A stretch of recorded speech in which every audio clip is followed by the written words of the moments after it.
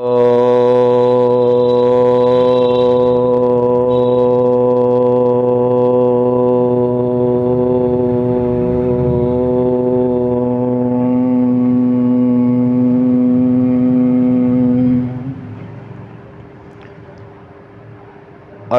योग का 8वां अंग समाधि की आज हम चर्चा करेंगे। पूर्वोक्त 7 अंग अष्टांग योग के सिद्ध होने पर ही 8वां अंग सिद्ध होता है। यम, नियम, आसन, प्राणायाम, प्रत्याहार, धारणा, ध्यान और इसके पश्चात समाधि शब्द सिद्ध होता है।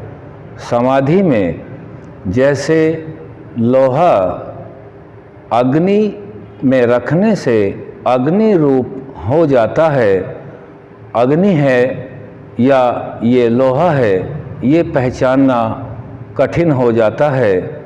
इसी प्रकार से आत्मा परमात्मा मय हो जाता है, लेकिन होते दोनों अलग अलग हैं।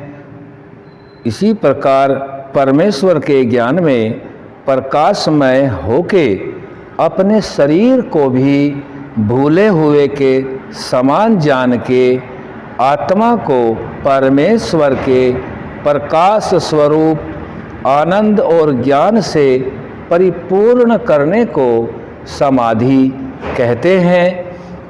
ध्यान और समाधि में केवल इतना ही भेद है कि ध्यान में तो ध्यान करने वाला जिस मन से जिस चीज़ का ध्यान करता है वे तीनों विद्यमान रहते हैं, और समाधि में केवल परमेश्वर ही के आनंद रूप ज्ञान में आत्मा मग्न हो जाता है।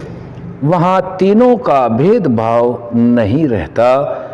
जैसे मनुष्य जल में डुबकी मारकर थोड़े समय भीतर ही रुका रहता है, वैसे ही जीव आत्मा परमेश्वर के बीच में मग्न होकर के फिर बाहर को आता है। जिस देश में धारणा की जाए शरीर के जिस अंग में, जिस देश में, जिस स्थान में, उसी जगह परमात्मा का ध्यान करना होता है। उसी का नाम समाधि बनता है। और समाधि में आत्मा और परमात्मा दोनों ही रह जाते हैं। आत्मा परमात्मा के ज्ञान, गुण, सामर्थ्य आदि अनंत गुणों का विचार करते करते उसी में इतना मग्न हो जाता है कि जैसे लोहा और अग्नि को पहचानना मुश्किल है, इसी प्रकार से अपने शरीर को भी भूला हुआ सा महसूस करके परमात्मा के गुणों में लीन हो जाता है। इसी का नाम समाधि है।